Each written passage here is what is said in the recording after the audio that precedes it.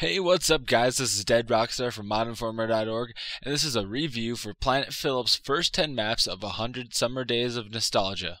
For 100 days, Phil will be uploading a new map or mod, and he graciously emailed me to help promote it, and I've chosen to do so by reviewing 10 maps at a time. So let's get to it. The first map is Back to Xen, created by Janusz Brzezownik, and was originally released December 9th, 1999. Back to Xen isn't much more than a linear slaughterfest. This might be a linear slaughter map, but it's probably the best map out of the 10 in the review. Some of the grunt placement caused me to die a lot, but that wasn't an issue that a grenade to the face couldn't solve. This map's ooh and ah factor wasn't very high, but it's probably the most entertaining out of the 10. I give Back to Xen a thumbs up. Next up we have Rogat, which was made by Half Dead and was originally released April 3rd, 1999. This map is basically a big old room with a bunch of zombies and a few grunts in it. It would be worth something if there were more of them around with a rocket launcher or something, but this lasted me about 2 minutes. And that 2 minutes was about the biggest waste of 2 minutes of my life. Avoid this one, no exceptions. For number 3 we got Genetic Research Facility, made by Freyer 890, originally released August 24th, 2007. Genetic Research Facility is similar to Back to Xen in the fact that it's a linear slaughter map that lasts about 5 minutes. Something I liked about the map was the final hallway at the end before you go outside. What I did was I pushed a metal box up and used it for cover at the same time. It was pretty sweet, but it would have been sweeter if the hallway was longer. So, if you like killing shit in Half-Life and you don't mind short maps, you'll like this one. Otherwise, avoid it. Optimum Fear is made by David Marsh, originally released March 4th, 1999. Before I even talk about the gameplay of the map, the author provided a nice backstory on the mod, which isn't too far out, and is rather believable. It made me a little bit anxious to play the mod. While the backstory is compelling, the maps are generally good. There's not too much fighting along with some triggered events that makes this map pack pretty good. The thing that ruined it for me was that some of the doors that needed to be opened wouldn't open, and I would have to no-clip through them. And the first time through, I also killed the guard who was supposed to unlock the HEV suit. Whoops. If you can get this map pack working, then I definitely recommend this one. If not, just no-clip through the doors.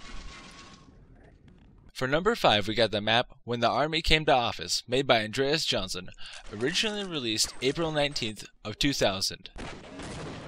When I first tried this, I got an error as soon as the grenade would launch, so I used the wand version of Half-Life and fired it up, and sure enough, it worked. Anyway, this map is just 2 rooms, the one you start in with the HEV suit, and the other room with the grunts. As soon as you leave your little cocoon of safety, you get blown to smithereens. So, this map is pretty much pointless. Don't even bother with it. For number 6 we have Blood and Bones. Blood and Bones is a map pack made by Timelo and Pals, released May 6th of 2000. First off, I have to point out that this map is actually packaged as a mod, which is so convenient for us.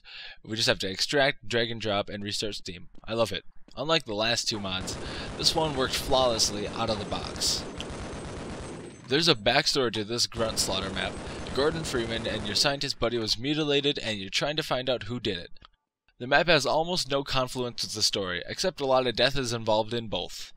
So, Blood and Bones adds another tally to the grunt slaughter map scoreboard. Give this one a play just for the hell of it, and the fact that they packaged the map pack as a mod. For number 7 we have Undertime. Undertime is another map pack packaged as a mod, developed by Agent X and originally released January 6th of 2005. Undertime gets increasingly difficult as you progress, and if you're not a pro at Half-Life, this will probably require you to use cheats like I did. After you die about 20 times and finally throw cheats on, it ruins the fun, but the map was already flawed to begin with. The map is ridiculously hard. It's definitely a slaughter map, where you're getting slaughtered. However, I did like the one room filled with boxes and crates, a few turrets, and a bunch of grunts running around, because it took strategy, and I managed to get through it, and it's non-linear for a slaughter map.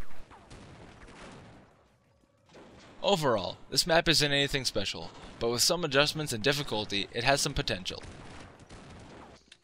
For number 8 we have Total Evasion.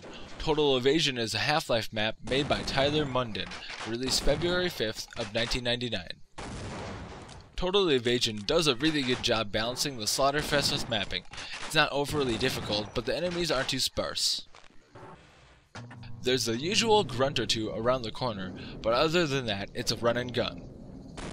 The majority of this map is smooth as butter, with a nice execution at the end, performed by a line of Barneys. The only thing I can really complain about is the abrupt ending. I actually didn't even know the mod ended, so it was a little confusing with a door behind the Barneys and all. Anyway, this mod is worth your time. Give it a play. For number 9 we have Desert of Doom. This expanse of nothing was created by Venomous. Desert of Doom is a flat, desert-style map with grunts and Xen. No objectives, no winning, no fun. Stuff like this doesn't deserve 2 minutes. For number 10 we have Grunt Match. Grunt Match is a map with no known author. Grunt Match isn't really anything. A few rooms with grunts, you kill them and you're done. There's not much of a purpose either. This is another map you shouldn't really care about. Kinda a shame. I had high hopes for this one too. And that wraps it up. I hope you enjoyed this review of Planet Phillip's first 10 maps of his 100 Days of Nostalgia, and I encourage you to check out his site. And don't forget to comment, rate, subscribe, and visit modinformer.org.